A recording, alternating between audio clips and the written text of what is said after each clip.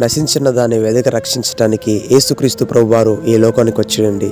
మన ప్రభు అయిన యేసుక్రీస్తు ఈ లోకంలో జన్మించడానికి అతి ప్రధానమైన కారణం ఏమిటంటే, పతనమైపోతున్న, పాడైపోతున్న, నాశనమైపోతున్న, నెమ్మదిని, శాంతిని, సమాధానాన్ని పోగొట్టుకున్న మనుషుల్ని నెమ్మదితో నింపడానికి, రక్షించడానికి, కాపాడడానికి, నలిగిన హృదయంతో నెమ్మది లేక, సమాధానం లేక, ఆజ్ఞ అతిక్రమించి దోషాల చేత, పాపముల చేత, అతిక్రమముల చేత పీడించబడుతూ, పాపముల చేత అంధకారంలో మిగిలిపోయిన వారిని రక్షించటానికి ఆయన వచ్చాడండి. వచ్చి మనిషిని వెతుకుతూ ఆయన రక్షిస్తూ వచ్చాడు. ఎక్కడ పడిపోయాడో అక్కడికే వచ్చి మనిషిని లేవనెత్తడానికి ఇష్టపడుతూ ఉన్నాడు ఆయన. ఆయనలో ఉండే గొప్ప తత్వం ఏంటయ్యా అంటే, నశించిపోతున్న వారి దగ్గరికి ఆయన వెళ్ళి రక్షిస్తాడంటండి.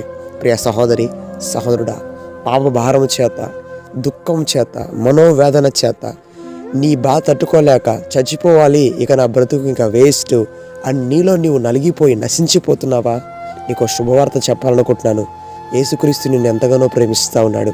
యేసు ప్రభు వారు నిన్ను కావాలనుకుంటా ఉన్నాడు. యేసు ప్రభు వారు నిన్ను నిలబెట్టాలనుకుంటున్నాడు. యేసు ప్రభు వారు నిన్ను ఆదరించాలనుకుంటున్నాడు. యేసు ప్రభు వారు నలిగిన నీ మనసును, నీ హృదయాన్ని ఆనందంతో నింపాలని ఇష్టపడుతున్నాడు. ఆయన రెక్కల చాటుకు వస్తావా? ఆయన సిలువ చాటుకు వస్తావా? నీకు నెమ్మది, శాంతి, సమాధానం, అద్భుతమైన భవిష్యత్తు దొరకబోతుంది. విశ్వసిస్తావా? దేవుడు నశించిపోతున్న వారి గురించే వచ్చాడని పర్టికులర్గా చెప్తున్నప్పుడు నశించి లోపల కుమిలిపోతున్న నీవు మరి ఎందుకని ఆయన దగ్గరికి రావడానికి వెనకడుగు వేస్తూ ఉన్నావు?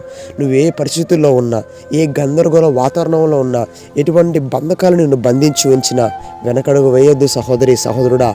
యేసు నిన్ను ప్రేమిస్తున్నాడు.